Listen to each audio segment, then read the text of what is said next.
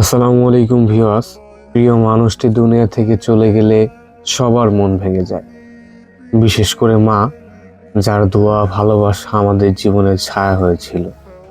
আজকের ভিডিওতে আমরা খুব পজিটিভ ভাবে দেখব মৃত্যুর জন্য ইসলাম কি সুন্দর দিক নির্দেশনা দিয়েছে, আর তিন ভাই যেভাবে তাদের মায়ের নাজাতের আশায় দোয়া, কুরআন তেলাওয়াত এবং কুলখানির আয়োজন করেছিল সেটাও জানবো। কিছুদিন আগে তিন ভাই তাদের প্রিয় মাকে হারিয়েছে। মা ছিলেন সবার প্রিয়, দয়ালু এবং পরহেজগার। মা মারা যাওয়ার পরে তারা সিদ্ধান্ত নিল, আমরা মায়ের জন্য দোয়া করব, কোরআন পড়ব, আর সামর্থ্য অনুযায়ী আত্মীয় স্বজন এবং অসহায় মানুষদের খাওয়াবো। আমাদের দেশে কুলখানি, ব্যাপার, দানদারি একটি প্রচলিত রীতি।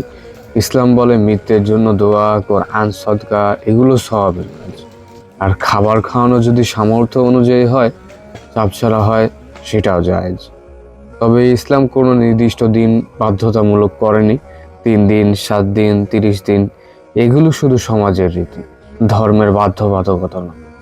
কেউ যদি নেক উদ্দেশ্যে দোয়া ও খাবারের আয়োজন করে তবে এতে কোনো দোষ নেই, বরং উদ্দেশ্য ভালো হলে আল্লাহ তাতে বরকত দেন।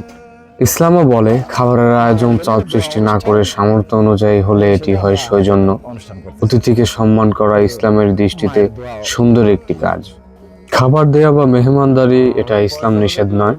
শর্ত হলো লোক দেখানো বা বাধ্যতামূলক মনে না করা, পরিবারের উপর চাপ না তৈরি করা, সামর্থ্য অনুযায়ী করা, শুধু দোয়া ও মানুষের সাথে সৌজন্যের জন্য করা। ইসলাম কখনো কঠিন কিছু চায় না। আল্লাহ এমন কাজ পছন্দ করেন যেগুলো উদ্দেশ্য পবিত্র, আন্তরিক এবং মানুষের উপকারে আসে।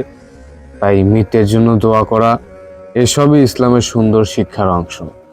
মা বাবা চলে গেলে আমরা তাদের আর ফিরিয়ে আনতে পারি না, কিন্তু দোয়া, সদকা, নেক কাজ এসবের মাধ্যমে আমরা তাদের কবরে নূর পাঠাতে পারি।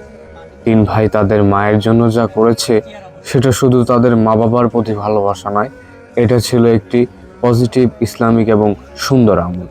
আসুন আমরা সবাই প্রিয়জনের জন্য দোয়া করি, কুরআন পড়ি এবং সামর্থ্য অনুযায়ী নেক কাজ করি। আল্লাহ তাআলা আমাদের সকলের মা বাবার আখিরাতকে সহজ করুন। আমিন।